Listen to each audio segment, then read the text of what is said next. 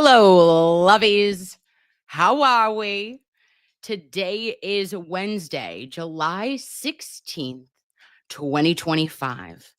And tonight, as he continues his Turtle Boy horror tour, he's made his stop, his first ever, at Nurse Kim's house.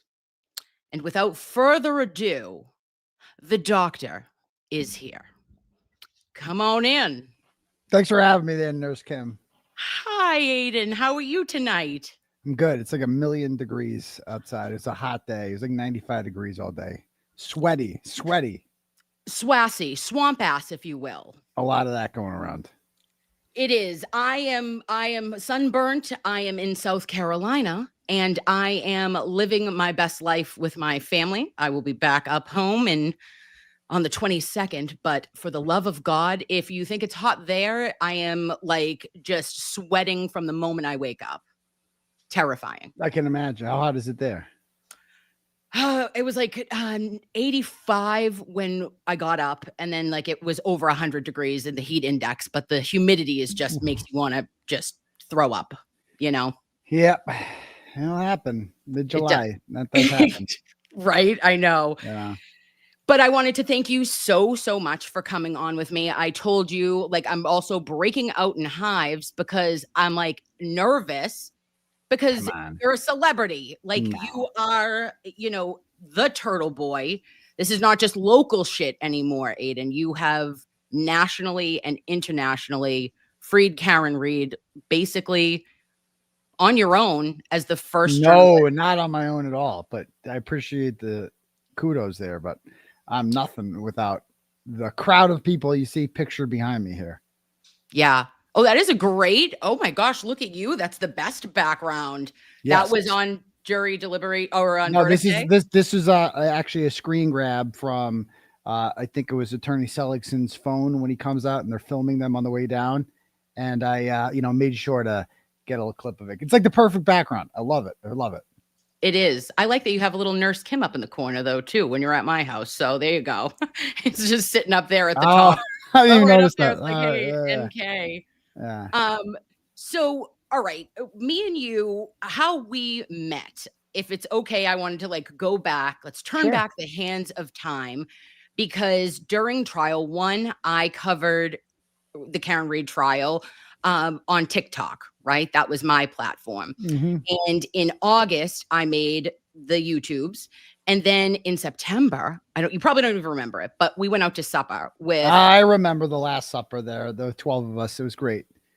It was. Yes. So I had Mr. Betterow had invited all of us out. It was your court date. I remember that vividly. Mm-hmm. And I was sitting in the car. I go down and I'm like, what the frig am I even doing? I'm not a YouTuber. I'm not a Mr. Betterow. Like it was going to be Kelly Reed was there. Nathan's there.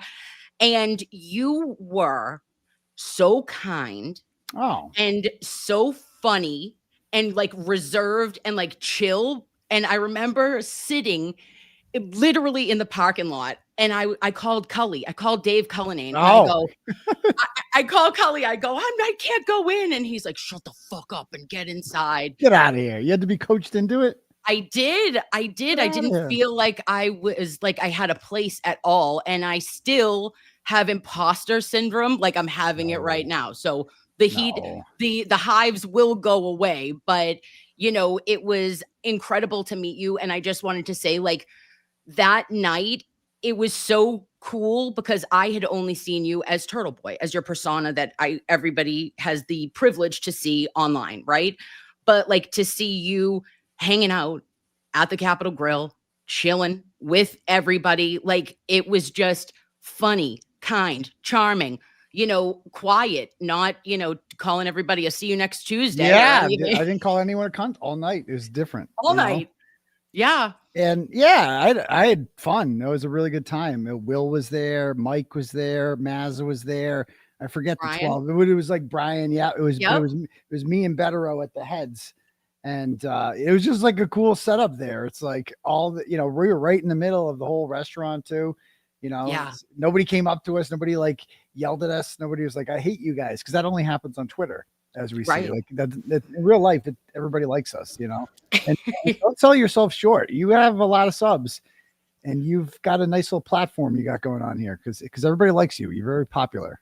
Well, like moving on to that then too, that's interesting that you say, because when I had first come on, like I was so nervous just because on freaking TikTok, you don't have, like if you do a live, it's only there for the people that are there. Like you either catch it or you don't. The thought of having people see my shit and like me say something wrong or do something that people would like hate me for was terrifying to me. I'm like, oh, I'm a mom, I'm a nurse, I'm like a people pleaser. And over the last year, a lot has changed. And that is like just allowed myself to be like, fuck them. You know what I'm saying? Fuck them, Aiden. Yeah, you declare war on people like on Twitter, on the trolls. It's great when you get fired up. I really enjoy watching it. Well, I don't want to. Like, that's the thing is like, I'm not going to come for you, but I will finish it. And I feel like you're very similar in that manner. Oh, I know. That's why I like it. That appeals to me when I watch that. I'm like, oh, I like her. She's good. She fires. she goes at it with these people. She like you go at it with Julie Carpenter, which I really appreciate because fuck her.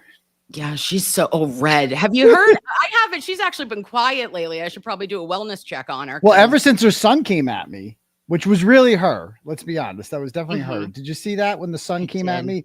And I'm like, okay, pal, Sam, where it's like, this is quite obviously Julie messaging me, trying to create this illusion that like, oh my God, Turtleboy's coming after my kids now and blah, blah, blah. It's like her son initiated an argument with me for no fucking reason, and to stand up for what he called his mother, not his mom, his mother, and his mother dearest, and he wanted to defend her, and then as soon as that happened, she of course announces that this is happening, not me, and after that she has made her account private, so we can the world is no longer allowed to see the Big Red updates, which is a real shame. Yeah, and we all will miss her commentary from her couch in Indiana. And that was always a bright spot for me to be able to talk with Mr. Betterow about her, because if he would get going and I would get him going, and it was a good time. Yeah, you do. Yeah, when you call him Mr. Betterow, it's like he's your 6th grade science teacher or something. When you have him on here, you have like a reverence for him. I do. I feel like he has taught at least me and like my humans, Aiden, so much that I feel like I got some sort of education that I never would have had in trial advocacy and like figuring out the legal meanings behind everything.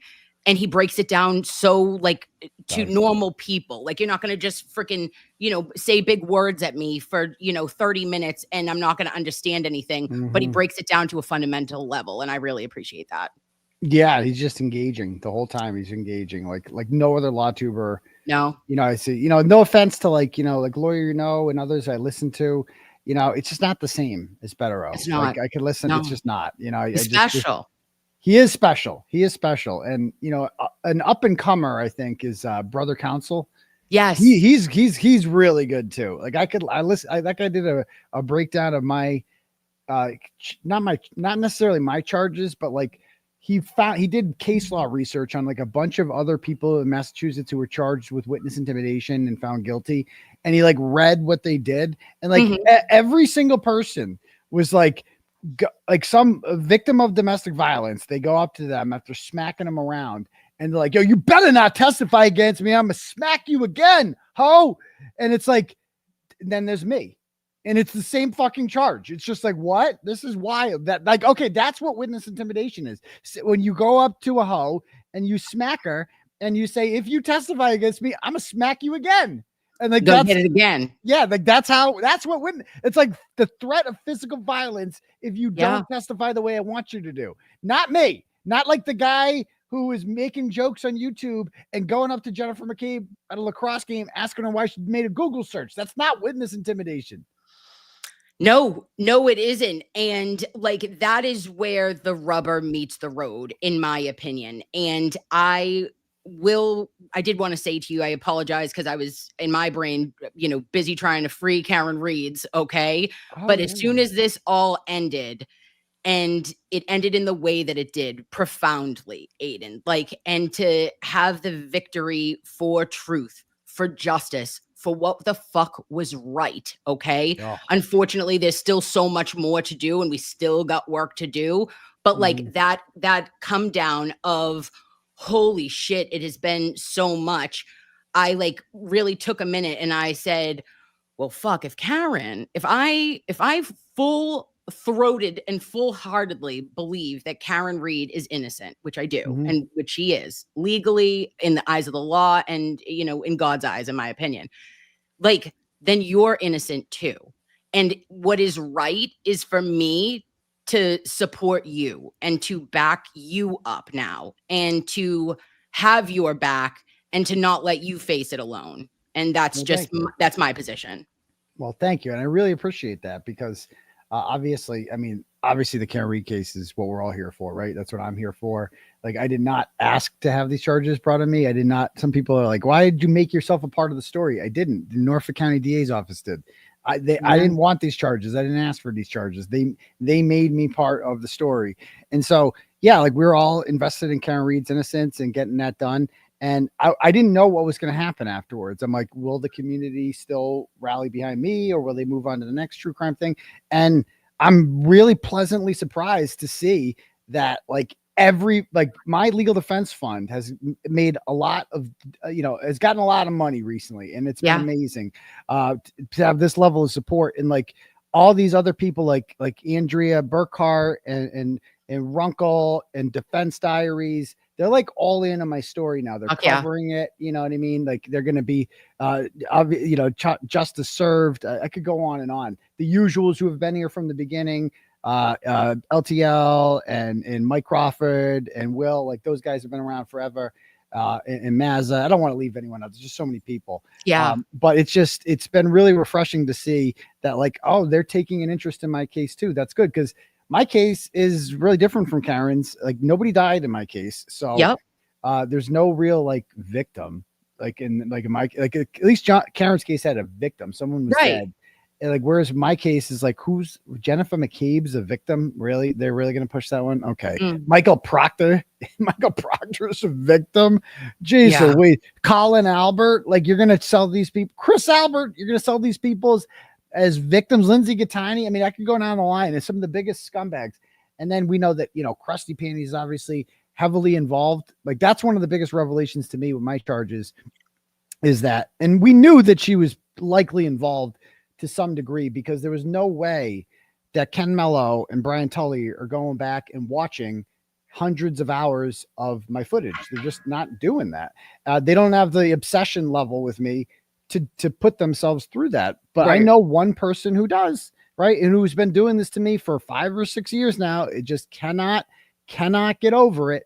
And her name is Crusty Panties. And we have confirmed now, it's kind of undeniable through some of these messages that were alluded to in the latest Better Roll letter that she is, they'll say that, well, you said these things, said some of the stuff, but if you take clips and you edit out entire sentences and then you combine two sentences that are 30 seconds apart and you put them together, that's no longer what I said. That's editing. That's fucking with evidence.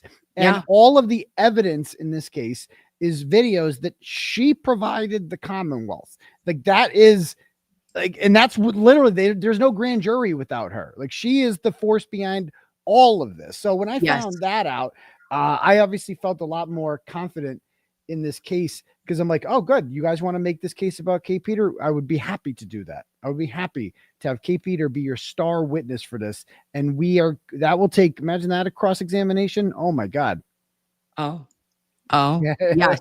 I could not imagine the Commonwealth continuing to move forward. And that is where I understand that at this point, Aiden, they look so dumb. And I said this to Mr. Betterow the other day. I go, hey, listen, I can't wait to see you make them look dumber. Okay.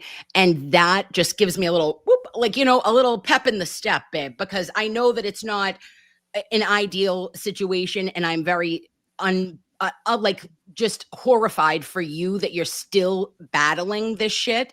It's tragic. It is an abuse of power. And it has been so fucked up and such a stain on this Commonwealth. I truly believe that a history teacher named Aiden Carney will be in the history books when this is all done. You're too kind. I hope so.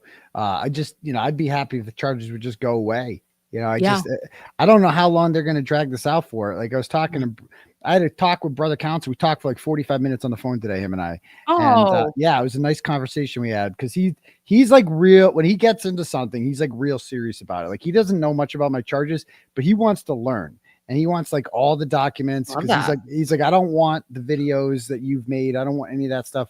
I just want the court filings. That's what I want. I want to come into this unbiased and read all this stuff. And so I'm kind of like filling him in, you know, on all this stuff. I forget where I'm going with this. What were we just talking about? I go on tangents sometimes. Listen, it's just like me. We'll get there. All right. We're going to take a couple paths, but we'll get back. We were talking about the charges and how long they're going to keep going. Oh, yeah. So what I said to him, because he asked me, he's like, when's the trial?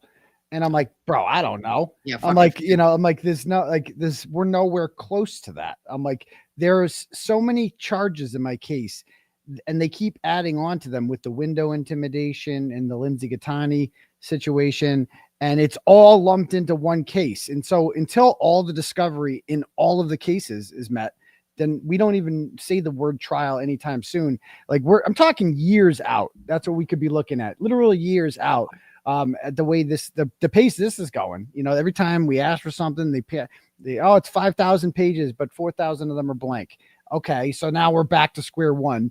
And then every time we find something out, it requires new motions. And then we got to file new filings for rule 17 motions and other stuff to try to get like we learn more new all the time. They're holding back shit.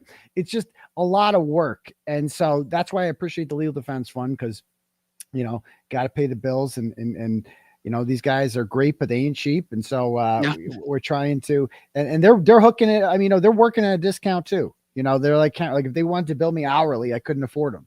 You know, it's like, so it's like the Karen Reed thing. You know, so it's but they're happy to do it because I think they really believe in this case. They understand it's major First Amendment implications. This affects all of us. Like if I'm not allowed to do this stuff, then no one is allowed to ever offend anyone ever moving forward. Like we're all susceptible to that. So, you know, I don't know when the trial is going to be. I think that honestly, like the longer, the better. I don't like being on bail. That's the only thing. I don't like being on bail, but eventually, don't you think they just have to drop this? Like they're going to be like, oh, we're still doing this. That's part of the Karen Reed thing, isn't it? Oh, we're still doing that. We're okay. The McAlberts. Okay. Like, don't they want to move on from the McAlberts? One would think. It like Morrissey's ghosting Kerry Roberts. Like clearly, she's going on Fox News and crying about it, saying they're not. Crusty's making threats to like do a video on Morrissey and expose him. Clearly, they're not happy with the level of service that they're getting from him, because they're no longer useful to him, and they're no longer witnesses. And so, like. It sounds like if I'm Morrissey, I'm like, wait, why the fuck am I still doing this? Like all this case can do to me, the Turtleboy case, is just make me look bad. Like they're going to get all our communications. They're going to publish them all. They're going to make us look like assholes. I'm going to lose re-election. Like we're going to fuck Morrissey's career up. And why would he want to continue having me in the spotlight? Like on Vinny the other day, Vinny Politan, he's got on these two other guys, and one of them is no Karen Reed supporter for sure. And he was just like, he doesn't like me. And he's like, I'm sick of seeing this guy. Like, I don't want to see him anymore. I don't want to talk about this guy's case. He shouldn't have a case. This case should go away. He should go away. And I'm fine with that sentiment. You're like, no worries. Yeah, no worries. Yeah, that's cool. I'd be happy to go away. I don't want to be on TV. I don't want to come in with my fresh suit on, you know, fresh haircut. I don't want to keep doing that for the cameras. Fresh to death. Yeah, every 2 months. Consult with my stylist. I don't want to do that, but they make me do that. So here we are. Yeah.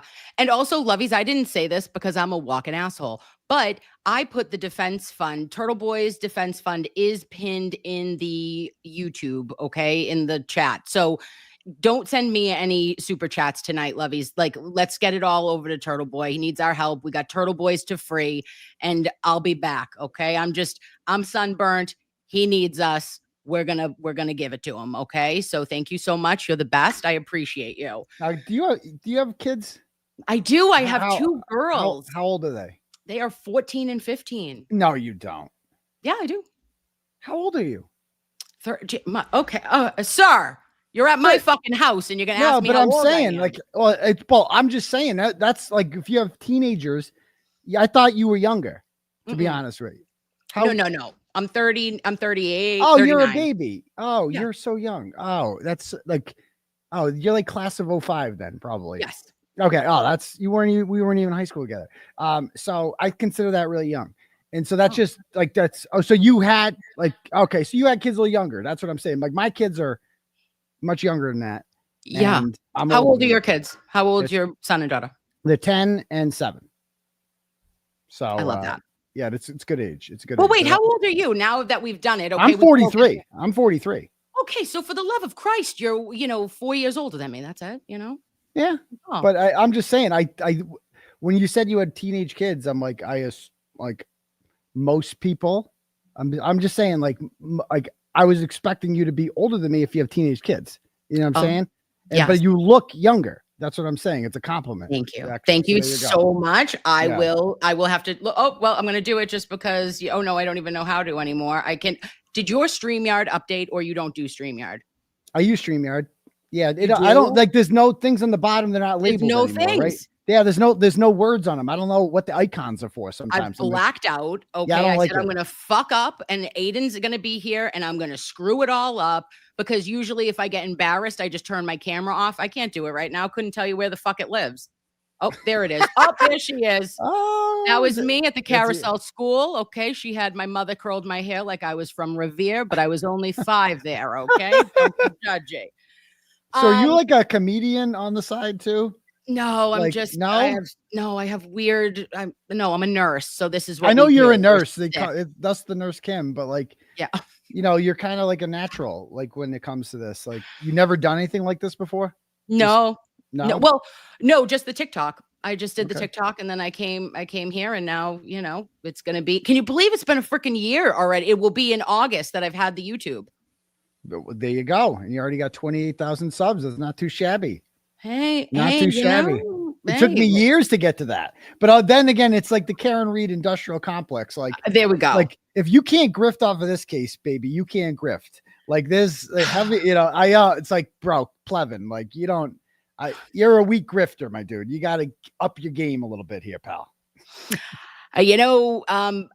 Jimmy reading his book has brought me too many fucking tears of joy. I can't. The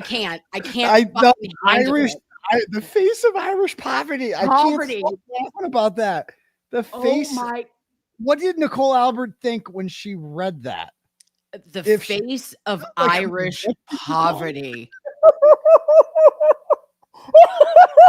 Like she's like dying from the potato famine or shit like that. God. I could picture her on a boat from Ellis Island. Like if you put her in like black and white 120 years ago, I could picture Nicole Albert arriving at Ellis Island full of lice, like small children in potato bags.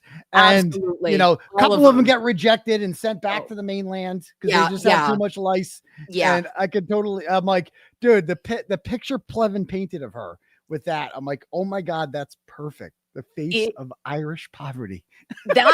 That is worse than like your mother's a whore. You know what I mean? Like, that hurts me. I said, if a man ever told me I had the face of Irish poverty, I mean, and maybe we should say that now. Maybe that should be in our lexicon. Like we should just start telling bitches like trolls. We'll just hit them with, listen, you have the face of Irish poverty.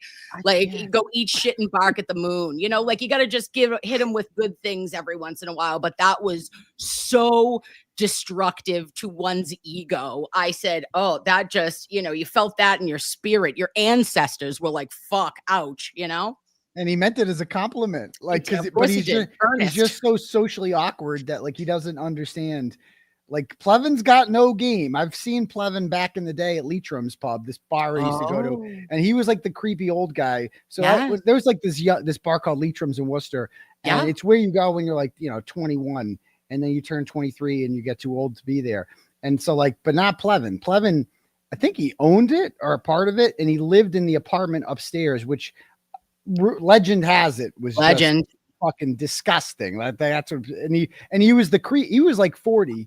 And so everyone, it was like an Assumption College bar. So like all the girls there are young, and it was just Pleven. That was the old guy. And believe it or not, Pleven has gotten better looking with age. Like he looks better with cancer than he did when he was healthy. Like he was fucking like creepy looking, dude. Like he looks much better with no hair, like much better. And he's just, I don't know. I was listening to him to their stream today. I had to listen to it because they're having a meltdown over this juror thing, juror thing. I wanted your take on it too. Oh my God. The meltdowns, these people, the conspiracies with these people with this, and like, they're going to be severely disappointed because they seem to think that like this grand juror is like in bed with me and Karen Reed. Yeah. And I was saying, so I listened to you last night. I totally was like, okay, I'm on board. I'm getting I was picking up what you were putting down. Yeah. Then I see what the plea is, right? The 11C plea. And I go, bitches, this is the big fucking, this is our aha moment. This is what these trolls think that they're getting. Auntie Karen Reed has come to collect. And you got 1 day of jail time served, $100 fine for this juror or grand juror, and 24 months of probation because she was talking shit to her girlfriends, gossiping. Is that correct? but their theory is that she only got 1 day because that's proof that she gave up bigger fish, aka me and Karen. Like that's what they think. This is what they've told themselves. And but she's the fish. We wouldn't be the foot. How would you people be the fish if you?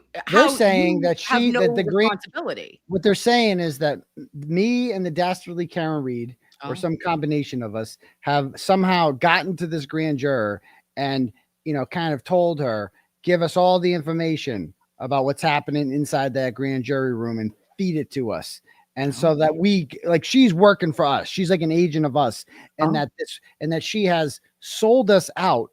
Right. And that's why she got only 1 day. And so this is like, it's fucking insane, but they all believe this. Like that is the unanimous opinion of the anti-Karen Reed people. That is how much they're hungry for some sort of victory. Like they took the massive L last month, but they're still holding out hope that Karen Reed's going down or that I'm going down in some way, shape or form. And so they see this thing and, they get all excited about it. And to be fair, our side gets a little overexcited about this too, because we're just getting our confirmation bias like circles, and our side is like a lot of people are like, oh, the McAlberts are going down. Like the McAlberts are, they're flipping on the McAlberts. They're somehow going to go down for this. And I'm telling you right now, everyone's going to be severely. I had a long talk with the girl today, the source, not Jessica Leslie. I talked to her friend today, and Jessica Leslie. Her lawyer won't let her talk to me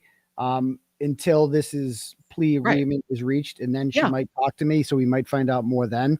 Ooh. But that'd be a good interview, huh? That would be sick. But I don't know if there's a stipulation or thing that says you can't talk about, but I don't know. It's a pretty basic thing. It's just girls gabbing. That's all this was. Like if your friend was on the federal grand jury, like you'd want the tea too. And that's all that came down to this. And like, she was just talking to friends and wasn't posting about it, wasn't sending it to me. I had this source. I've talked to her a million times about other stuff. Like my inbox is full of stuff with her. She never mentioned that she had a friend on the federal grand jury. And so I'm like, oh, okay. So like, it was just, they got caught because she posted something on Twitter that she wasn't supposed to know. And about the CDL thing. And that led the feds down a rabbit hole where they got both their phones. They found out that she's been, when they say releasing information that she's not to her friends. Not to us. I didn't know any of this shit. Like, you don't think if I had a source in the federal grand jury, I would have been reporting that shit left and right? Like, I don't know anything. Right. All I knew there was a grand jury. Mm-hmm. I knew who was called to the grand jury because there's human beings at the courthouse who see them in the hallways, right? Who are like, oh yeah, I saw Jennifer McCabe there today. I saw Brian Albert today. Colin Albert was there today. They're outside the grand jury room on this. I think it's the 6th floor of Joe Moakley's house. And so it's like, oh yeah. So I knew that they were there, but I wish I knew what they were saying inside. That was the real mystery. I found that out when everyone else found it out at the trial, when they referenced this other criminal proceeding that we can't talk about, like that one. So that's how I found out what was actually testified to at the grand jury. Yeah. And it to me seemed like the Globe and the other major publications of our media, local media at least, like they just ran with it and made it seem to me, I was more concerned. I go, well, wait a minute. If it's a state grand jury, those were Karen's charges, right? That's her. That was the manslaughter and then the upcharge in June up to the murder too. But these were all the investigation into the investigation from the feds. So what in the fuck does anyone even care about? And well, to me, sorry, I know that I guess that you're in contempt because the judge told you not to talk shit and you did it. But there's more than one case that grand jurors sit for. So it's very muddled. It's not very specific. And it just seemed like a real reach from the anti-Karen Read side. Yeah. I mean, it was a real reach, but everything they do is a reach. I mean, they're not smart people. They think John OKeefe was hit by a car. So you got to be pretty stupid to think. I mean, at this point, how many doctors do you need to be told that John OKeefe wasn't hit by a car before you come to the conclusion that John OKeefe wasn't hit by a car? Like, how many doctors can tell you that? And that the only person who suggests otherwise is a man who painted himself blue. Like that's it. The finger painter. Yes. The finger painter. Yeah. Like that's it. Who his blue test was not even mentioned in the closing statements. That's how embarrassing, that was. And, I just think that, lost my train of thought again, but go ahead. Blues Clues, motherfucker. That's what we'll say when we think about Aperture. But even if you go back to all of the, Commonwealth's witnesses and Dr. Irene Scorti-Bello, she never documented anything about a pedestrian strike either. We know that Renee Stonebridge, the neuropathologist, she talked about catastrophic brain injury, which did not make sense. And that's where I came in. Your nurses, Dr. Turtleboy, and nurse practitioners, and our med techs, our home health VNA nurses and CNAs, they would all tell you that immediately out the gate where we became interested in the case of Karen Read and why we said, well, wait a minute, now I need to hear a little bit more of information is because of Officer John OKeefe's injuries and it never making sense that a vehicle caused his injuries in any way, shape, or form. No. Yeah. But yet he's dead, so someone killed him. And that should scare everyone that like there's murderers walking amongst us, as Sean Colburn, one of the Canton diehard protesters, the OGs, he carries a sign that says that murderers walk these streets. And it's true. It's like people who murdered a man are just walking around like nothing. You guys can pretend that Karen Read did this if it makes you feel better. Whatever. She didn't. So therefore someone else did. And if you want to get serious about it, like that's fucking scary. No, it really is. And then doesn't that also vindicate you, right? It's when Karen gets that acquittal and you had said, which you have a right to say, your First Amendment right has always been, I can go talk shit to you at a public lacrosse game. I can go, do a rolling rally, one day of our lives that I went with a couple people and was there for 5 minutes outside on a public street and talked a little bit of shit and said what the fuck I thought. You don't have to like what you said, the people who you are saying it to, but you should absolutely fight for your right to be able to say it. And the fact that these people have fucking doubled down, tripled down, and called you every fucking name in the book, but there's no consequences for them. The hypocrisy in Norfolk County is sickening to me. I mean, they accosted me outside of CF McCarthy's when I was trying to eat a meal of food.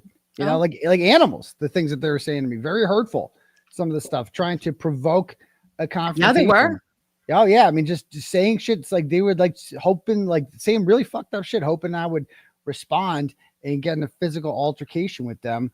But luckily, I didn't take the bait, and you know, I didn't give them what they wanted.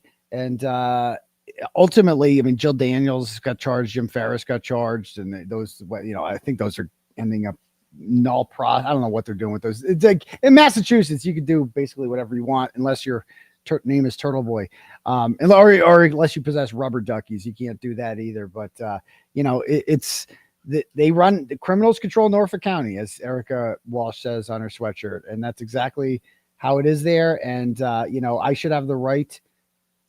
Everything that I did is constitutionally protected. All of it. It doesn't matter if it makes these people uncomfortable. I have never, ever, ever suggested that anybody not testify. That is clearly not my intent. If you interpret that as my intent, that's not on me. Like you can't just be like, well, this is what he intended to do. Well, it's not. So you can't just say that. I mean, whatever. Right. It's like, that's not what I wanted to do. I wanted everyone to testify. I did say that I think everyone should tell the truth. I don't think that should be a crime. When you tell people that they should tell the truth, everyone should tell the truth. Like, so it's like, you know, we're really going to, okay, you guys want to do this? You want to put Julie Nagel on the stand again? Let's go. We can do that again if you guys really want to do that. But I don't think it worked out well for you at the first trial, which is why most of these people were not called in the second trial, because they were disasters. And even Spanky realized that. And so go ahead, put them on the stand again. Let's see what happens. Yeah. And there is no other case. I know that you said brother counsel had gone through who had been actually or charged with witness intimidation, but it was completely different. The Smackahoe rule, right? The emotional harm, like fucking mulligan that we have in the Commonwealth is wild to me, because I mean, like, if you think about it, all of us, like, and on such a smaller level, but I'm just saying, like, the shit that people fucking say, like, on a regular basis to, like, you know, go, you know, end your life, do all this shit, whatevs. Like, you could be emotionally harmed by anything, and anybody could be, in theory, a potential witness in the future. So it's like, if you're gonna fuck around with this shit, then what's good for the goose is good for the gander, is what I'm saying. You know what I mean? So like, there has just been, it's gone so far, and I'm confused about how, when I heard that it's up to 105 years, right? Like, you're facing a fucking century in prison. Not good. For nothing. Yeah. For who was, you know, typically at these, you know, cases where, you know, we're talking high volume years for the defendant or on the line, there's always like some victim impact statement. Somebody gets up there and they're like, my sister's dead and I miss her and I went years without her and you did this to me, and the emotional harm that this has caused to my family. I think about my sister all the time. Or like, you know, you sexually abused me when I was a kid and I'm all fucked up from it and I had to go to counseling and I can't have normal relationships. And there's always some horrible victim impact statement that makes you cry. And then you're like, and then the defendant's sitting there and you're like, oh yeah, you deserve that shit, motherfucker. You're like, yeah, go sit in jail and think about what you done, young man. Yeah.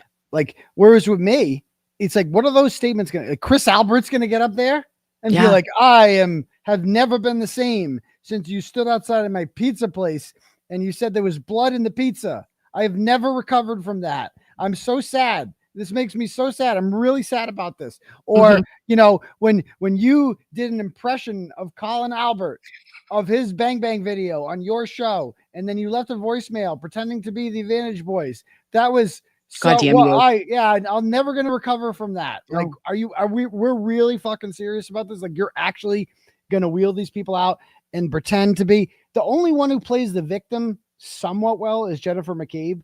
Like, with her, it's always about like the children and like semen and sometimes a combination of the two. This is the biggest lie they tell, is that Jennifer McCabe got sent a picture in the mail of one of her daughters with semen on her face. Yeah. Okay. I don't know if they tested it for semen or what. We've never seen a picture of this, by the way. That seems like one of those things that like the Julie Carpenters and Carrie Lamas of the world would be blasting everywhere. Look at this picture that she got in the mail. There's semen everywhere. Look at this. There's children and semen and doxing. Oh my. But we don't see anything like that. We don't see anything like that from them. It's like she just is such a amazing liar and such an amazing manipulator. She does it with such ease. You can tell she has been doing this her entire existence. Jennifer McAlberts has. Oh, yeah, that she is frightening to me. I also wanted to call her, hit her up today for a little propanolol if I had her number, because she's on a beta blocker. After seeing her in the second trial, after her glow up, those highlights, that self tanner, and possibly being styled by Gay Jeff, it was a beautiful moment to what's a self tanner?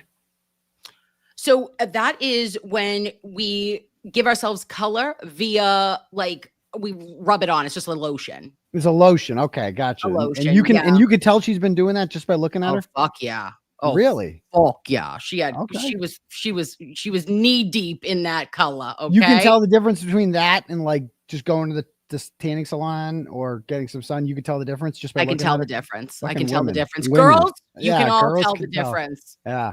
All the girls crazy. know. Yeah. And she did look physically better in the second trial. Like she's obviously invested in that. And you're right. She was on something. No? Like, fuck yeah. Yeah, she was on something. Oh my God. And it wasn't like a joke. So here's the thing is that like, there's this, and I've literally, when I get nervous, I hate public speaking sometimes. Like I get in my own head. I'm an anxious person. I'm very worried all the time, but like, a beta blocker helps your pulse, right? And it is going to help your rhythm, like not allow you to get flush and get nervous. So it just keeps you more calm. And I was like, I got to get a script. Okay. I'm calling a fucking nurse. I'm phoning a friend for a propanolol because that is miraculous for people that are just like anxious by nature. She was definitely on something. And I don't think it was like a benzo. You know what I mean? She didn't seem like looped, you know, but it definitely seemed like she was just apologetic and she's a normal mom. Okay. That's all you need to know. And that, but her style, her change up, that was top tier of like transformative appearances in trial 2. Who was your biggest, did you take away anybody else, like shock you in how they looked in trial 2 versus 1? There weren't even that many repeats. I feel like who repeated from the Carrie. First? Carrie, she was the same. Carrie looked the same to you. She looked the same. I mean, she was a lot more controversial this time around. They didn't even bother with her cross-examining her in the first trial. They destroyed her in the second one. And Bettero had a lot to do with that behind the scenes when he was briefly on the team. He was going to be the one to cross-examine her. But I think Alan obviously did a great job as well. Who else went twice? So, I mean, Gallagher. I feel like he was more confident the second time around. Like, don't fucking talk shit about his leaf blower or he'll smack a hoe. Like, ever. He's like, he was just defiant. I mean, other than that, it was like the same tech, all the criminalists and I mean, who, as far as civilian witnesses, it was Jennifer McCabe, Kerry Roberts, and who else? Like Mrs. O'Keefe. She wasn't at the first. She wasn't first one. Yeah. But but we just saw her no, you're right. I guess there's no one to compare. Like, it's like, I would have liked to see if Colin Albert was different this time around, or Higgins would have been obviously the big one. And we all want to see Higgins. Big neck daddy Higgins. I really was hoping. I was trying to put out Hail Marys for him to get. One Bukkake. As somebody says in the content, like smart. Bukkake was even more arrogant than the first trial, which I didn't think he could be. Like, he was such a piece of shit in the second trial. Like, he's just such an asshole and so cocky. Like, it was like he had no coaching or preparation whatsoever. It's like, we need you to clean up the image of Michael Proctor. So be the biggest dick possible, and then people will like you. Yeah. He was difficult to digest. He was just an absolute shitbag on all days, in my opinion. But there was something that I thought was brilliant by the defense team, right? Was having Dever, fuck, I fuck it up now because now every time Jimmy says it, I say it wrong. Kelly Dever, I think, right? She was such a juxtaposition to Barros, and they were like that back to back. It was poetic. And then, of course, I'm getting the law tubers in my ear saying certain ones, Peter, you know who the fuck you are, Mr. Tragos. He says, oh, that wasn't a good idea. We shouldn't have had, Kelly go up on the stand. And I was like, he said that? He didn't think Dever was a good idea? He didn't. He thought it was a poor choice right afterwards. A very poor choice. Oh, I remember that now. I remember that now.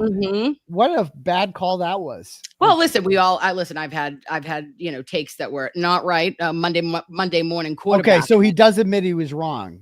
Okay. Yeah. Okay. He was like, I can't believe it. But that the juror 11, when she came out and she was like, oh, yes, definitely, Paula, when she was saying that, that was huge for her. And to see, those, you're supposed to be on the side of what? Doing justice and doing the right thing. This is just like facts matter, bitch. It's not, this isn't opinion based. You're just supposed to give us the facts. And that defensiveness and anger was concerning. So yeah, with that, I did want to say that your ability for giving me anxiety yourself is very interesting, because when you got the exclusive with Ronnie after trial 1, I thought I lost faith in all jurors, Aiden. You fucked me up, okay? He fucked me up. His bow ties fucked me up. My life, I was like, I came into trial 2 with all the knowledge that you gave us. I would do like recap shows, and I'd be like, all right, we like a friggin' weirdo, right? I'd be like, oh yeah, the defenses might do this. Like, no one's listening to you, you fucking weirdo. And I would just Ronnie? No, me. I'd be like, yes, we're gonna change it up next time. You'd be surprised with Alan. I mean, that's what he said on my show, that they listen to this shit. They respond. Like, Alan's closing was almost a direct response to most of what we were saying should happen. So I think they watch this shit and they listen. That's awesome. What was your most impactful? The Alan Jackson exclusive interview that you got at 90 minutes. I'm a lucky boy. I got a lot of time with AJ. That was great. That was very nice of him. I blacked out watching you. I was like, this is everything. Was that for you, like, the icing on the cake? if you didn't get Karen, right, because she has to go clearly to do whatever special whenever she's ready, when she's going to come out and make, get the money that she needs to get. But for you to get that, did it do something internally for you, like to your soul, Aiden, that you were like, yes, I knew I was right. I knew they had my back, and I knew that this all mattered to everyone else as much as it mattered to me. Yeah. I've had a lot of conversations with Alan and David over the last 2 years, like on the phone, in person. And so I've had so many conversations with them that it was just another conversation that I was having with them. And he's very complimentary to me in person, but he kind of wanted to be like, no, I want the world to know what I actually think of you. So I really appreciate, because he watches this shit. He sees the feedback. He told me that he's like, I see people saying online that there is some sort of, we're trying to distance ourselves from you. And I don't like that. I don't like that. And I want to squash that right now. I want to come on your show, and your show exclusively. And I want to give you, I can give you like 20, 30 minutes. I'm like, that'd be great. Cool. He ended up being 90 minutes. It's like, cause we're just shooting the shit. I could have talked to that guy all night. It was so interesting. And he's a very confident individual, as you can see. Like, some of those fucking lines, where does he get this shit about? Like, I don't make people nervous. I don't get nervous. I make people nervous. Like, what? He just spit that out. Like, that wasn't even like rehearsed. It was just like, let's go. Yeah. Like what? Right off the top. It was incredible. I was like mulling shit around in my head that whole entire night afterwards. I was like, wait a minute. And he said that nothing was off script. Karen Reed has never one day gone off script in her life. I was like, I don't know if I believe that. I don't know if I believe that. He also likes to exude confidence at all times. So he's not the type that would tell you that like, that wasn't good. You know what I mean? According with AJ, it's like everything went according to plan. This is what I wanted to do, even if it might not necessarily 100% be that way. But he's a very confident person, as you can see. Yeah, I thought it was incredible. I thought that you guys, your like energy, your flow back and forth together was just top tier. Incredible job. You did really great on that. He's a great guy. Like Alan Jackson gets this rep as like this guy. He's a Hollywood sleazy lawyer. Like that's the rep that a lot of people had. And he's repping, he's doing the Karen Reed thing for publicity and blah, blah, blah. He's actually like a really, really nice guy. Like he has been so nice to me and just like always asking me whenever I see him, like, how's the kids? How's this? Like he always makes it a point to like make it personal. And he's just like a really nice person, like that I've really enjoyed getting to know. Yeah, I met him one time and I didn't know what to do. I would have taken myself off camera. I was like, hello, sir. And I just was weird. But Mr. Alessi was an angel face. He was like, hi, Nurse Kim. I was like, really? Oh, he knows your name. He knows your name. I didn't know. And listen, I don't know who I think I am, but I've been Mr. Yannetti's non-consensual intern for almost 2 years now. Mm-hmm. Okay. I got upgraded to a consensual intern. He said one time I retweeted it. Okay. Yeah. Can't tell me shit, Aiden. They're great lawyers though, man. You look back on them, you're like, those are like the perfect what a dream team that was. Like literally I'll take that over anyone, they're so good at what they do. They complement each other well. Like Alessi was just such an amazing addition for the nerd shit. He's like the perfect nerd attorney to just, you know what I mean? Cause there's a lot of nerd shit that was in this trial and he just nailed the nerd shit. I feel bad that we didn't get to see Yannetti's cross-examination of Brian Albert because he was ready for that shit. And because he didn't get as much screen time this time around. It's like, but they were going to give him Brian Albert, which was like a huge fucking one. And it didn't get the call. They didn't put him in the game. So what the fuck, But it's team over everything, right? So he was just like AJ said that as much as he would have loved his ego, right, he would have given anything to crucify Proctor, right? Just because there was so much more verbally, clearly. There was so much more that had come out since trial one, and he eviscerated him in that trial. But he knew that if the Commonwealth didn't call him, then they were never doing it because it was their fucking job, not the defense teams. Right. And it was a gamble, and I didn't like it when it happened, and a lot of people didn't like it. Bettero didn't like it. Like a lot of people didn't like it. None of us liked it. We're all like, what the fuck?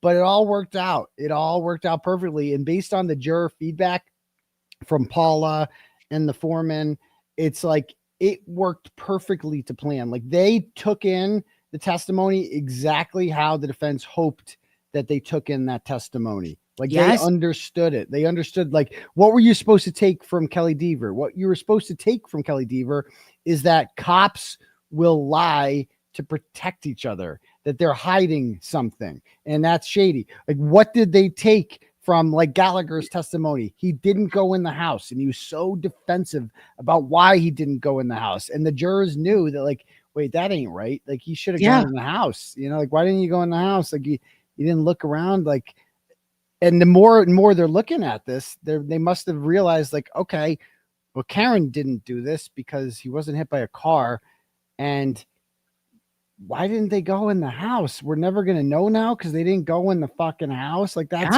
crazy. That's crazy. And, I don't think they'll ever, I'm not one of these people who thinks the McAlberts are ever going to jail for this. I think they're going to get away with it because I just think there's too much evidence that has been lost. And I really don't have faith in the feds. I don't know. I don't have that much faith in them. I never did. But, it's a shame. But, what makes me happy is the fact that Kerry Roberts is crying to Fox News. about like that. That is satisfaction in and of itself, that they're all sitting there crying and running to Crusty Panties to make us a video shitting on Morrissey. Like that's all they got. And that's satisfying in and of itself. Yeah. And I think that there is a huge opportunity too, Aiden, for, you know, our brothers and sisters down in Norfolk County to say, hey, fuck you, Michael Morrissey. Meatball, the time is up. You burnt, babe. Okay. You're done. And we got to get someone new in, because 2026 is that election. And there's DeJuna Perkins. She's been on with our pal Mike Crawford over at the Young Jerks. And she's a lovey, right? Even if she's not. Get Michael Morrissey out. That should be period, point fucking blank to everybody. Like, he hasn't had anyone challenge his seat since what, 89? So like there is a huge opportunity. Now, I think if there's a rollover and we see DeJuna or whoever's get in, you think that your case is going to go forward? Absolutely not. I hope not. And it's so funny because I retweeted these idiots yesterday.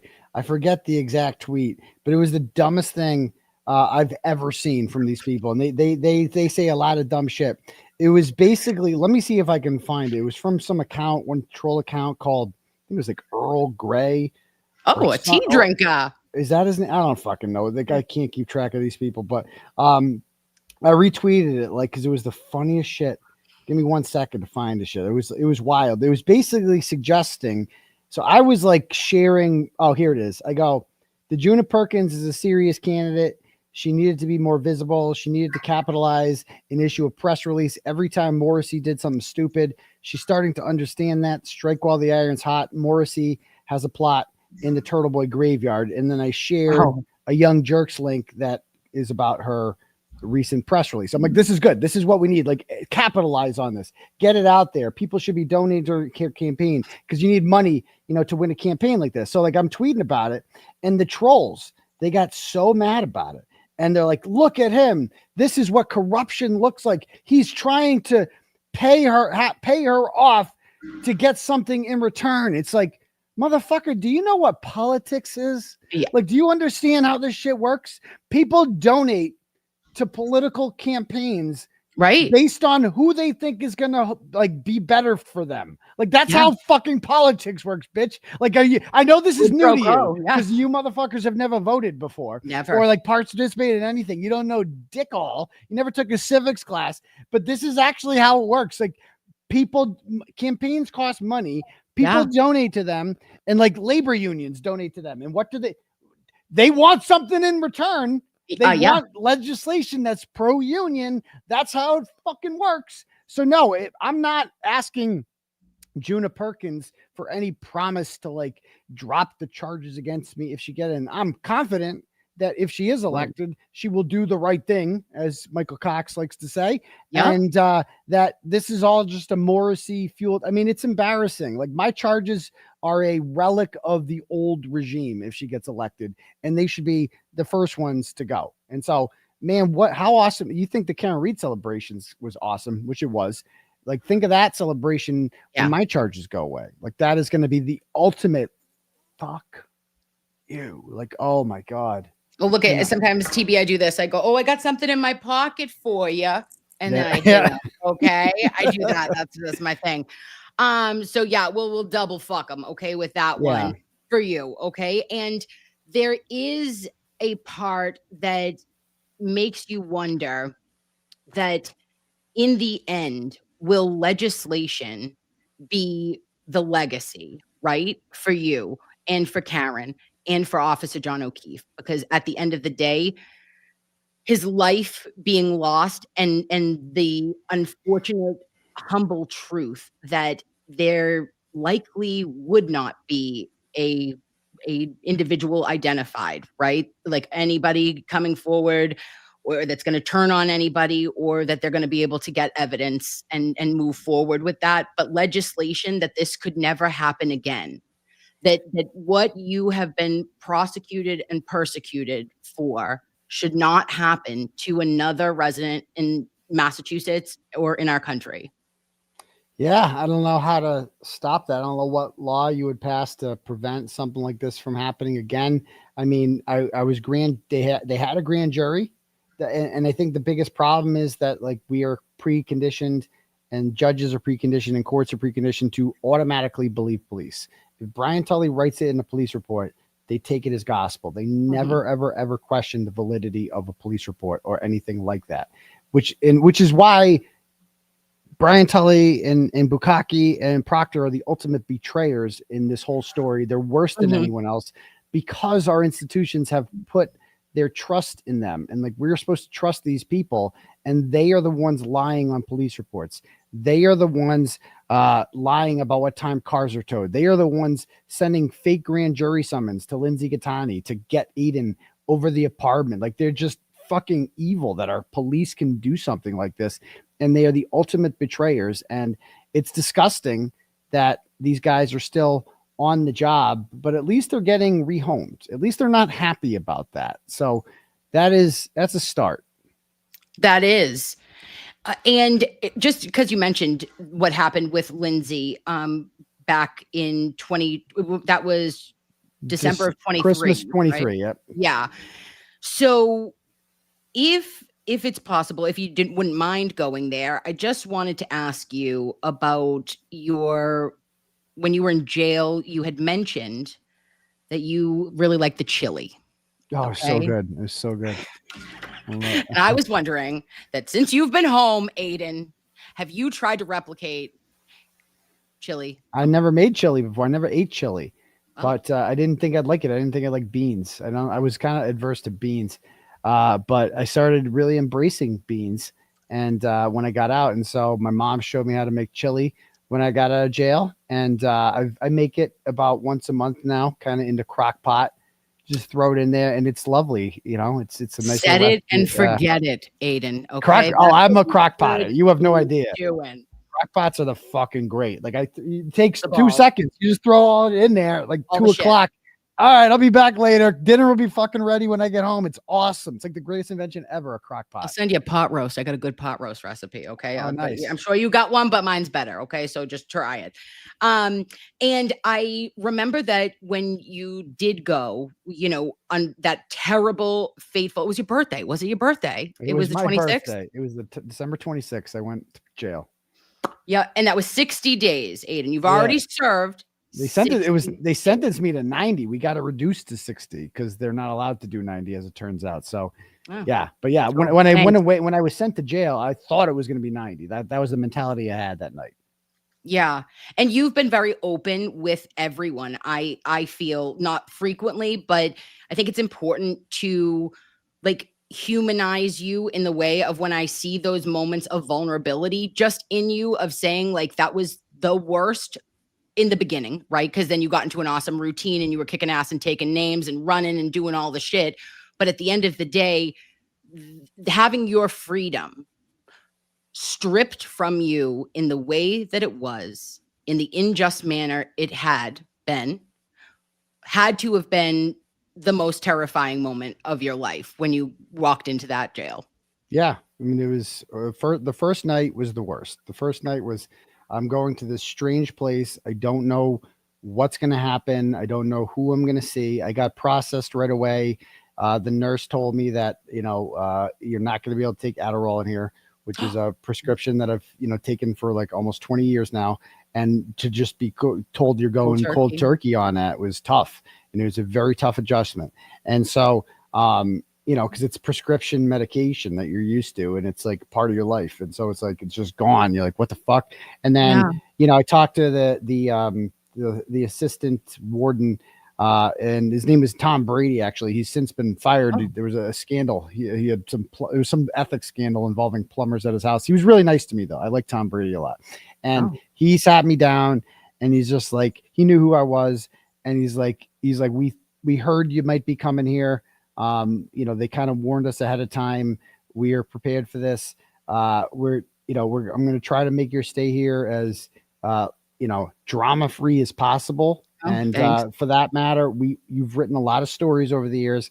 I don't know who in this jail you've written about and whose mother you've written about. It's a risk. Like it's a risk. It's a risk putting you in general population. And so we're going to put you right now in medical. And so turned out I stayed in medical for 60 days. It was horrible.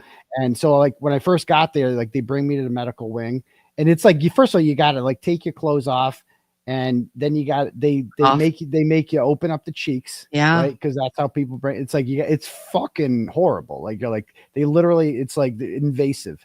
And then you throw on the orange shit. And I'm like, I'm like, what the fuck is happening right now? I'm wearing an orange jumpsuit. Like, what the fuck? And so I was just, and I remember the first dinner is a bologna sandwich. I'm like, are you fucking like bologna? I haven't eaten bologna since I was a fucking kid. And I'm just like, this is the lowest point in my life. This is fucking horrible. And then they brought me over to medical, and they brought me in there, and the CO there was a woman, and who kind of locked me in. And she said to me, she's like, I hate even doing this to you. I hate locking. She's like, what am I going to watch on Tuesday and Saturday night? She said to me now. And she made me feel better, because she said, like, the first thing she said to me was, you don't belong here. And that made me feel good, because it was like reassuring that, like, see, I don't hit women, because I'm in there for allegedly hitting a woman, which is very upsetting to me, because I didn't do that. And I hate being labeled as that. And I would never do that. And so to be labeled, and like even some of my supporters out there, it's like they didn't know if this was true or not. You know what I mean? Like they didn't know who Lindsay Gattani was. Nobody knew anything about her. And so I couldn't tell my story. I couldn't get it out there because I'm behind bars, and it was very frustrating. And so to be told by the CO, who is actually named Lindsay as well. And so she told me that, you know, like, you don't belong here. And that made me feel really, it was a really nice thing of her to say. And when she locked me in, she's like, I don't even like locking you in like this. Like, it makes me, I'm not comfortable with that, but I have to, obviously. And so I just passed out early the first night, and that I couldn't sleep the first night. I kept waking up all night, and I'm like, I'm in fucking jail. I'm like, my kids don't know where I am. I'm like in fucking jail. I'm like 90 days. I can't even make it through one fucking night. You know what I mean? I can't even get through the first night. It's so horrible. And so then, you know, the next day they bring me the pad. Everybody gets a little pad there. There's no internet on or anything like that, but you can message and stuff like that. I had the Securus app. I started getting all sorts of messages from people. And so word was out on social media. This is how you can reach him. And then I started getting into a routine, you know, a few days later, and I started feeling, you know, a little better about myself mentally, and just that I'm going to fight this. I'm going to get through this day by day. Yeah. We're going to do this. You know, I'm going to get out of here. I'm going to be stronger when I come out of here. I'm going to be better when I come out of here. But man, those first couple of nights, that was rough. That was really rough. And I started building up like a phone bank. Like, I called on my first night there. I remember going back, there was like a phone in medical, and I go back there, and they give you like a pin. I've forgotten what my pin is, luckily, but it's like a 9-digit code that you have to do every time you fucking call somebody. Mm-hmm. And they gave me my pin, and I tried using it, and it didn't work. And I'm like, of course not. It's not working. And some other prisoner who's there medically got in like a fight or something. He's like, yo, you can use mine. And I'm like, okay, so I'm already breaking the rules on the first night. I'm using this guy's fucking pin. But I had to call my parents, and I had to call the mother of my children to let her, we hadn't talked about this. And I had to call my attorney. And so, you know, it was just like to have, and then the next day on the 27th is when I start, you know, I got a notebook. I had Tim give me a couple phone numbers of people. I called them. I think I called Lauren Murray the second day. Mm-hmm. I called a few others. I forget. Yeah. And then like the next day on the 28th is when, you know, I'm just calling more and more people. And I got in a routine. I got through the days by talking on the phone like a schoolgirl all day. I was just gabbing away on the phone in my cell, because that's all I could do. Not like all the other prisoners. There was no fair. They all got lots of recess. Like that's what we call rec. Right. They would get 9 hours a day. When I found out that they got 9 hours a day, I'm like, I got 3 at 8 to 10 every morning. They would bring me down to Brian Walsh's living area, and I would go down there, and I would run laps on the track, and I would, you know, drink my coffee that I got in commissary, and, you know, watch some TV. And that was like in fucking heaven. Like that 2 hours, 8 to 10 in Brian Walsh's wing. I got all the other prisoners are in the cells. They didn't interact with me. So got all to myself, you know, just me and one of the COs shooting the shit. And so it was good. not good, but like it was the nicest part of the day was 8 to 10. And then, but I knew when 10 came, I'm going back to medical alone in a cell for 8.5 hours. I will have 2 meals brought to me during that time. And I have to do something to make my mind not go crazy, right? No internet, nothing. So, and then at 6:30, it would be more recess, 6:30 to 7:30 in another area where if you got in a fight, like they brought me this place called The Shoe, and like you were down there, if you really got in a fight or you really got bad with if you got written up for something bad, they brought you down there. So it was with like the bad kids, and they're in their cells 23 hours a day because it's like the hole. And so I'm in there, and like they a new guy comes in there, and they're like, "Yo, Turtle Boy." Most of them recognize me, and I'd written about one kid's mother. And he told me, and I'm like, I'll take it down. I never did because he's in there for murder. He was found guilty. His name's Julian Hammond Desir. Yeah, he's an asshole. Anyway, so his mom sucked too. And so I didn't tell him that in prison, but because he's in there for fighting and shit. I'm like, I'm not fucking with this guy. So I would do my exercise from 6:30 to 7:30. I would call my kids from there every night, and I would then go back to my cell and just relax and watch some TV and I would go to bed, and so I made a routine out of it. But when I found out that the other prisoners were getting 9 hours, they were one guy was telling me the COs would tell me, because I didn't know shit. I'm not talking to prisoners. Yeah. I'm like, oh yeah, they go in unit 1A, they get 2 every morning from 6 to 10. They can just go out of the cell. I'm like, what? 6 to 10? Get the fuck out of here. They just get to walk around. They can do shit. They can play basketball. I'm like, whoa, this is so cool. And so I couldn't do medical after like 20 days or so. Like, I'm like, this is it's solitary. I'm like, I got to get the fuck out of here. Yeah. It's driving me nuts. And I told Tim, I'm like, about a Bradle, and he's going to have a conversation with the sheriff and the warden and all the big shots down there. And he's like, their concern is that like something's going to happen to you there, and it's going to be bad PR for them if something happens to you. I'm like, well, first of all, it's your job to protect me, right? I mean, that's the job, right? Kind of. And second of all, I'm like, I can run. Okay. Not a big deal. Quick. Third, most people in this fucking place are crackheads. Like that's every fucking prisoner I saw was a crackhead or something. Like 90% of them are just fucking crackheads. I'm like, I could take a crackhead. I'm like, I'm not scared of a fucking crackhead. Yeah. Right? I'll be fine. Like some of these guys, I could take some of the guys in there. I'm not that worried about it. Right. Yeah. And fourth, if I get beat up, I get beat up. It's kind of worth it to get the fuck out of here. Like I'd rather get beat up than sit in this fucking cell all day. So I got options. You know what I mean? I'm a survivor. Like you put me in Gen Pop, I will make friends there. All the prisoners loved me. Like I was a big hit with the prisoners. Like every time I went there, they know who I was. They know that Turtle. Yeah, I'm like the guy in there who's for taking on Michael Morrissey, who has put the entire jail in jail. Like he's prosecuting every single person in that jail is being prosecuted by Michael Morrissey's office. So like I was well liked in jail by the prisoners. They all want to tell me the stories. Some of the guys I felt bad for, like they asked me, like, you know what I mean? My commissary was full every week. I was like, because I got supporters. I'm the guy who goes to court and there's a fucking crowd waiting for me. Nobody else has that in the jail. And so like they loved me. And so like, and they would, some of the guys I would feel bad for, like one of the guys, I'm like, he didn't have coffee. So I'd give him fucking coffee. I'd send him a little coffee into the fucking door every fucking day. I would give this old black guy. He didn't have any coffee. And like, she started asking me for coffee at first. And then I'm like, he's like, yo, can you spare any coffee? And I'm like, after a while, I just didn't ask. I would just fucking give him coffee every day under his fucking door. Because what the fuck do I care? I have like unlimited commissary because I'm like the rich guy in jail whose fucking commissary thing is filled because everyone keeps fucking loading it up. Free Turtle Boy, Load him up. Yeah. So it was like, it was a good deed. But it was good of you. I was happy. I liked him. Yeah. I'm like, I'm going to treat the other prisoners. I want to be good with these people. I don't want it to be antagonistic. You know what I mean? I want to get along with these people. And like, some of the COs were like they followed my blogs, and like I wrote in one of the prison journals that, that I wanted to go to Gen Pop. And one of the COs was like, you don't want to go there. These guys are a bunch of assholes. I'm like, yeah, but I don't really care. I'm not here to be the best friend. I just want to play chess with somebody, make the time go by faster. Like that's my biggest concern.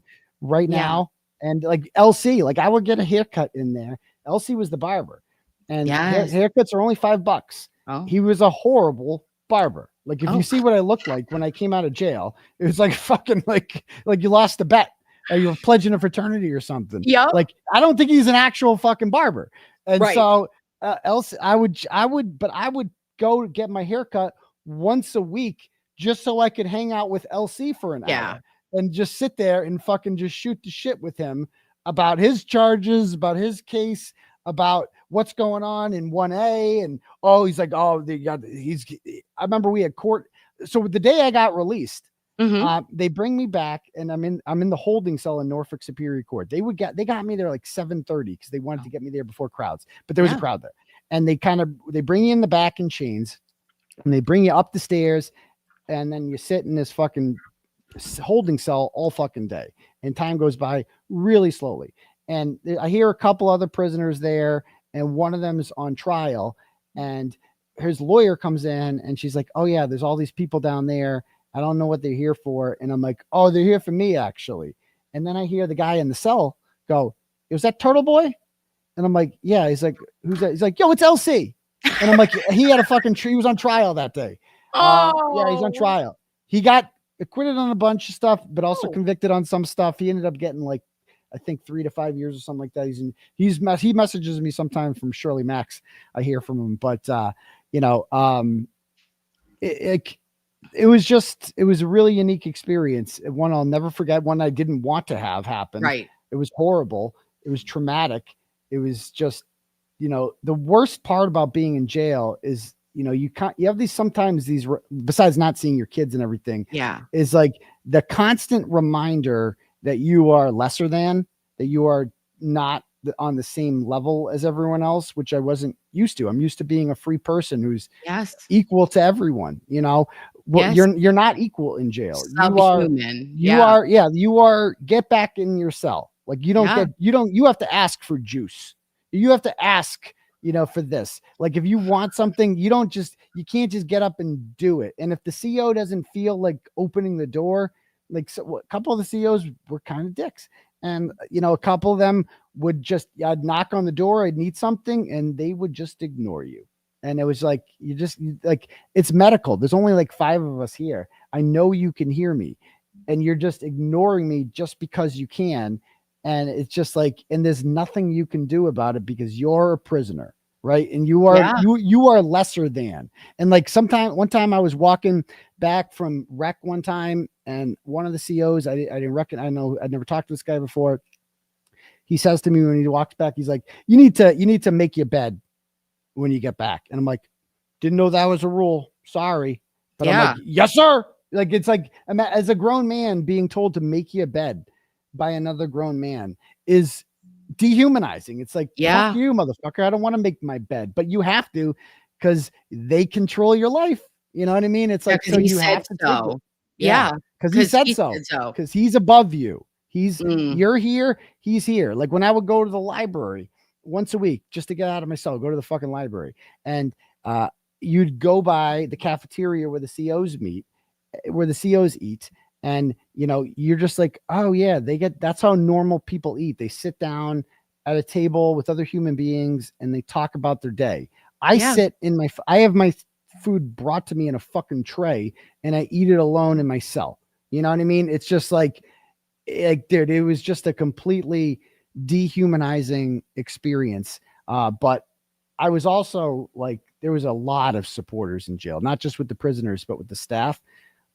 So many of the COs were turtle riders, so many, and the nurses too. Like the nurse Maureen, who is just a doll, and she would bring me my meds, because I started taking Wellbutrin in jail, which was a nice. It worked. It helped me ease off of Adderall. You know, like for 60 days, it helped me get through it. And so every morning, she would come, and it was either her or the male nurse. The male nurse wasn't as fun, but of course not. The male nurse would have it crushed up, and applesauce, and he would make me like eat it in front of him and like do that whole thing. But Maureen wouldn't. She would just give me the pill, and I would just take it like that because she trusted me. We were cool like that. Yeah. And she said that one time after the Ken Mello hearing, she Oh. came into my cell, and at 5:30 every morning she'd bring in my shit, and she said that she's like, "Oh, good morning, Aiden. I brought the whole internet with me." It was a Ken Mello quote. Like she's like making fun of Ken Mello, and I'm like, "Oh, Yes. I brought the whole internet with me," she says. And so I'm like, "Oh, Oh. that's fucking funny." And so she was just really nice. These people that are like, and I've seen a lot of them since. Like a couple of them have come to the Karen Reed shit, outside of the courthouse. I've seen a lot of these people. So just a lot of really great COs that I met in there, and the nursing staff, just really nice people. I have nothing but nice things to say about the people who run the Dedham House of Corrections. Well, that is the rose of it, is that you're finding that the community rallies and supports you, and that the apple, although there are a couple of them that are rotted, that the majority is still good, and I think that is huge. But the mental health toll that took on you, Aiden, and your ability to bounce back, right? Like your resilience is impactful. And today, after the pandemic and everything, like people are like fucked, generally speaking. Kids are like having a hard time with, even group interactions. My kids, luckily, were a little bit older, but they weren't in high school or anything. So they got a little screwy for a year or two. But like, I feel as though a fundamental change in our society happened. And it's like so important for us to be able to talk about, like, hey, this sometimes sucks. You might want to isolate. You might want to stay to yourself because you could have been defeated, right? You could have stayed in that medical cell and just said, well, fuck this. I'm going to lay in this bed and not get up. I don't have, you know what I mean? Or I'll only get up when I have to, or when I'm told to. But you chose to turn it around. You chose to start running. You were running what, 7 miles a day? Yeah, I got up to like 7 or 8 miles a day. I was running, and Hello. it was just, I got in great shape, man. And being in Yeah. jail, and it felt really good to just be healthy and do that. And honestly, I did it because it made the time go by faster. Like if I just sat there, that was the hardest part about being in jail, was the time. It goes Yes. by so slowly, but you can make it go faster if you keep your mind right. One of the first people I actually called was on the 27th. So my friend Dan is a corrections officer at Shirley Medium Prison, and I've known him forever. And I called him.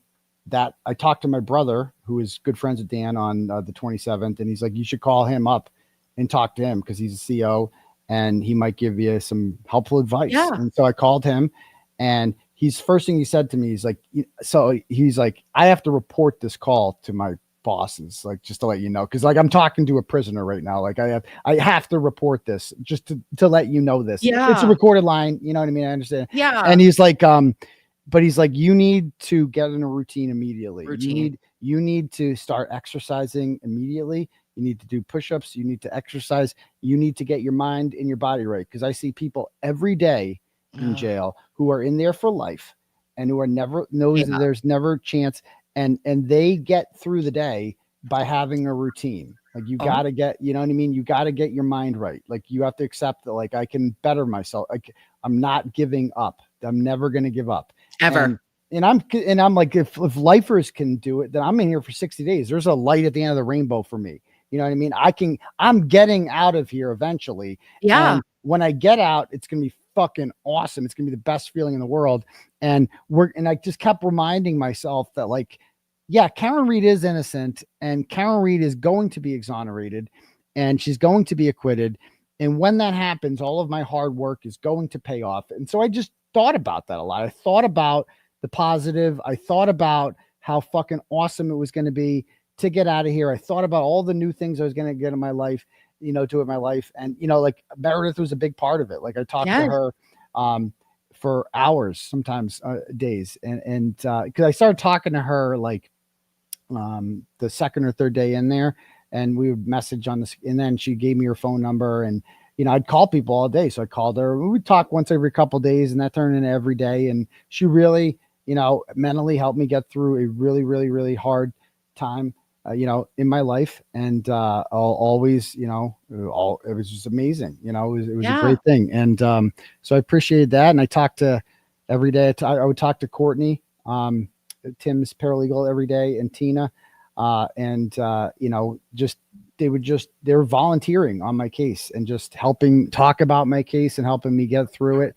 And so that really helped, to be able to talk to these people every day, contrary to believe. Like Mello made it seem like I was talking to Altman every day. I talked to Altman like 3 times. You know what I mean? Chat, that's nice. Yeah, like they made it sound like me and Altman were talking like fucking every day. Like we talked like 2 or 3 times on the phone in there. Some people were harder to reach than others, which I totally get because you got life going on. You know what I mean?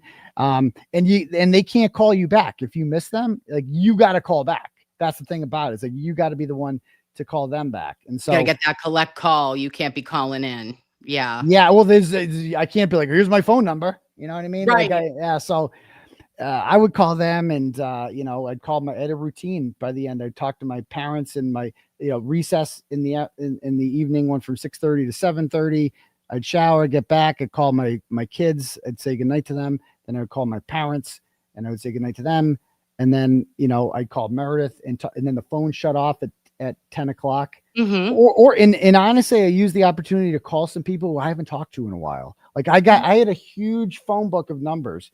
And people that I went to UMass with, who I was good friends with, who I've kind of lost touch with, I gave them a jailhouse phone call. I talked to Kirk Minahan in jail a couple times, like, you know what I mean? And he talks about these, like, I got a jailhouse phone call from Turtleboy. And it's like true. It's like, because I don't talk on the phone. We all text now, you know what I mean? Yeah. But in jail, it's like talking on the phone helped the time go by faster. So I was just like literally gabbing like a fucking schoolgirl on my little pad there in my fucking cell all day long, making the time pass. And then I would take a break from the phone, and I'm like, okay, I'm going to read a book. I never read books because I'm too busy on the internet, and I read Twitter now. That's what I read. And so I will read this John Grisham novel, Runaway Jury, it was a great book. It was fucking awesome. I love that book. I'm like, I couldn't put it down. I'm like, this is so enthralling. Like, oh my goodness. I love that. Yeah. And then I read To Kill a Mockingbird. I'm like, this is the greatest fucking book I've ever read. Why did I pretend to read this in high school? I should have actually read this fucking book. It's an amazing book. The more you know. Yeah. And I'm like, wow, so it gave me an opportunity to better myself. And, I think I made the most of it. That's awesome. Do you think that like now, Aiden, when you came out, right? I think that it's impactful that you have been an example to others, and that there is something to be said for us all standing and rallying with you now as you move forward and as you are still facing, again, over a century, 105 years for abuse of power, bullshit, trumped up, weaponized charges that wouldn't and shouldn't make it to see the light of day in a trial. It's absolute bullshit. However, you're the one that if we don't stand with, then it could happen to us. Do you know what I mean? Like, if you don't stand for others, then there'll be no one to stand for you in the end. Yep. So that is why I hope that if anybody was able to donate to your defense fund tonight, Loveys, it's pinned in the chat. Send Turtleboy what you can right now to help with Tim Bradle, okay, who's been fucking dynamite, by the by. All right, his oral argument, top notch, and my main squeeze, Mr. Betterow, okay? The boys, I'm going to call them not decorated dudes. They're the dapper dudes, right? The dapper dudes. I like it. I like that. The dapper dudes. I like it. And by the way, I am laughing right now because that's like one of the comments in the chat about what is that? About all these years, he's like, he's looking at decades of Irish poverty. Oh, I can't. Like, that's so funny. That's what I was smiling about when I saw that comment. I'm like, you got to be kidding me. That's Irish good. Poverty. At least we can make jokes about this, when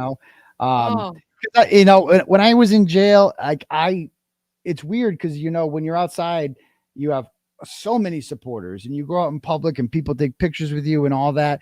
And then I'm inside doing rec and I'm just alone, by myself. Like there's no one around, it's just me.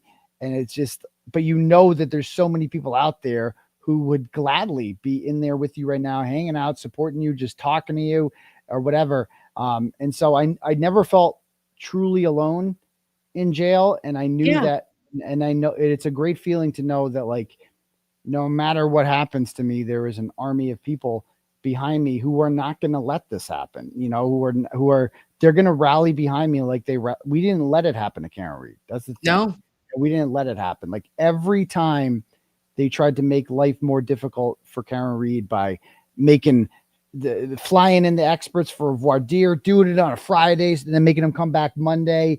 And we're like, no problem. We got your money. Mm-hmm. That's all you need is money. Well, we got your money. And like, it was like a rallying cry. Every time Hank put up a hurdle that was so unfair for Karen Read, the community rallied behind her by giving our money. Cause you're like, no, we're not going to defeat all of us. Like we all are in this together. And I feel that, especially now that Karen Read's case is over, I feel that love now. And I feel that unity. And I really appreciate it. The energy that it has happened since the Karen Read verdict came out, because it worked out well. Like, we got her acquitted, and now it's time for your boy here. Like your boy needs help too. And I'm not gonna lie, I was a little bit worried that I'd be forgotten in all this, but I haven't been. Like, oh boy, the exact opposite has happened. And man, has the community rallied around me. And I love all you motherfuckers so much. And we love you too. And that's the thing, is it's like, it is organic. It is real. It is profound. It is deeply felt. I feel like this is the biggest thing. And I never would have seen myself here. Right. Like, I think the majority of us would be like, we felt personally and deeply impacted by everything that has gone on with Karen, and now, and also with you. And without you, Aiden, there wouldn't be us realistically, because if you didn't, drop that story on, I think it was April 18th, right? Yes, it was 2023. Yeah. You are the catalyst. You are the origin of us all knowing. And I just, I got your back, and that's it. I just wanted to tell you that. And, I'll ride this till the wheels fall off with you, fucker. Okay. Well, thank you. We got this. You're too nice, Kim. And you have your next court appearance is on August 13th, correct? Correct. So, okay. One of the things that's going to be argued that day is the motion to unimpound all these documents and all these messages. And Cosgrove has not filed his motion yet, opposing it. I don't know what his argument's going to be. He will write it out, and then we will argue it in court. And that's going to be big. Because once the public sees what we've seen, you're going to get so much content out of this. Like there's going to be like 10, we're going to call them the Turtleboy files. When I'm going to slow roll release them too. Because you can't take it all at once. It's like, there's too much, we can't have a Bukkake situation, one at a time. You can't, it's going to be everywhere. It's like, so one at a time. You're going to take us to unimpound town. Okay. Yes. Unimpound town. Yes. Yes. That's what we're going to do. Mm-hmm. Take you to unimpound town. And there's just too much shit. You're going to be like, it has to be a little at a time, because the shit that we're going to release you're going to be like, oh my God, just stick it in my veins. It's fucking, I can't believe this happened. Like your minds are going to be like, what the fuck? Yeah. And it's going to be the hot topic of fucking everything. Like, and not just like, us small time YouTubers, like the Emily Baker of the world are going to talk about this shit. Like it's fucking wild. It's wild. Yeah. And what time is court on the 13th? I'm guessing 2:00. Don't hold me to that. They almost always put us at 2. So I'm not entirely sure, but I'll keep you posted about that. And is there anything in the interim other than us, when the spirit moves us, and the ability to donate to your defense fund? Is there anything else that we can do to support you during this time, Aiden? No, because you're doing it all already. Just keep it up. There's nothing else because you guys are doing so much already. Just talk about the case, get the word out there. Like I said, the Legal Defense Fund, BLT, my homie, there raised, people are saying like 6-7 grand tonight. God bless him. I can't thank you enough for that. And all right, come on, loveys.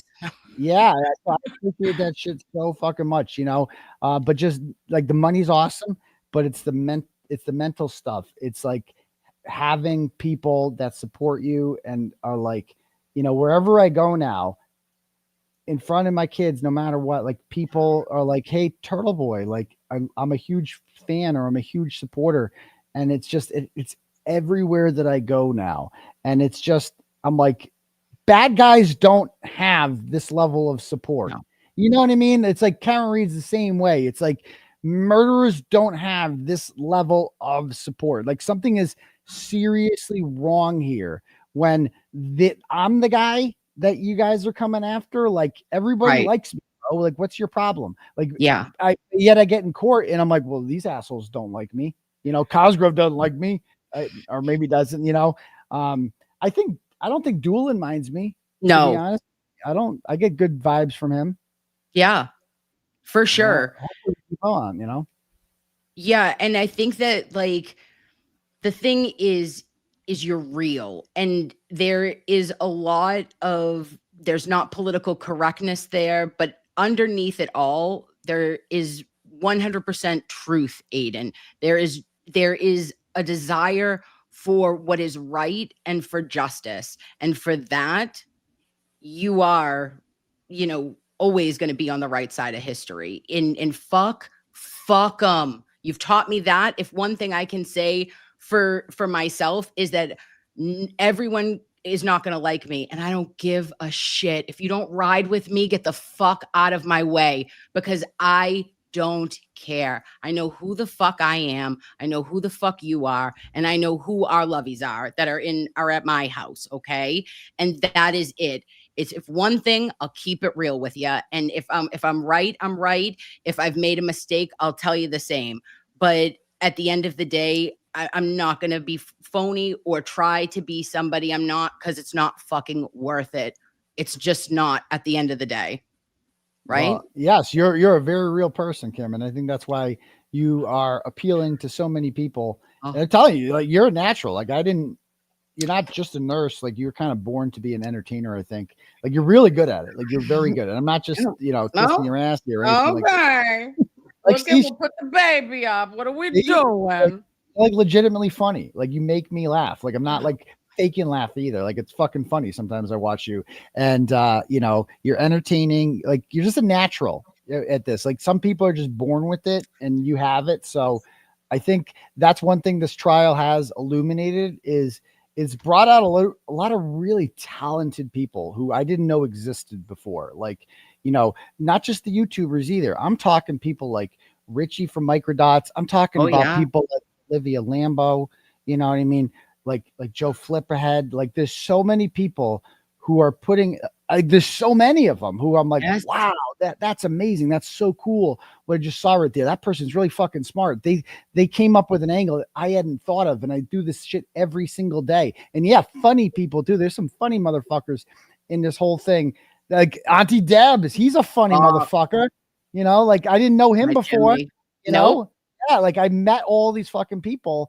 And it is just brought together so many cool people and highlighted a lot of people whose talents the world hadn't seen before this. So it's a really good thing. Yeah. And like I said, the only other thing is that we've got your back, and you won't have to ever feel alone like you did when you were first, in prison or in jail back in the end of 2023. Because you won't ever have to go back there, because we're not going to allow it to happen every time, every time though, Aiden, they got that unlimited funds. So that's why we keep digging, right? We keep going, it's a David and Goliath when it comes to the resources, right? So that's why that's why it's important for us to, if we can, to just be like, listen, I'll fucking throw it over here, because you need to be able to fight fire with fire.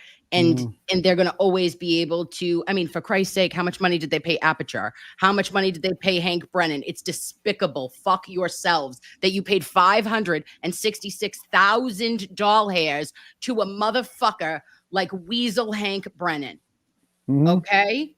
Okay, him and his fucking petty paralegal in an ill-fitting pencil skirt. Oh, that's one thing that was fucking hilarious. What you said about her. God. Well, God. Well, I think I said it to Meredith, and I don't even know if you said it on your show the first time. How she described it, how you said to her, like, "Oh, you know, she's fucking him." Like, it's like, and it's I never thought. It's like, yeah, I can totally. If not, she wants to. If not, she wants to, big time. Like, she's down. Yeah, she don't give DTF. She don't give a. She wants to staple us. She's telling him all the fucking things. Yeah. Let me tell you. Did you ever sit? You sat in the. Did you sit where you would watch him walk back to the podium?